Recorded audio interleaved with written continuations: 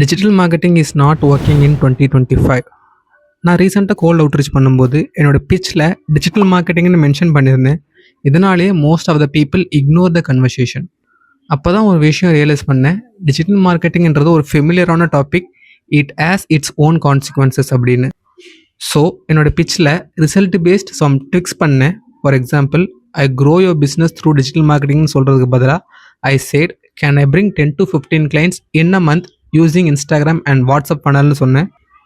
Surprisingly it works.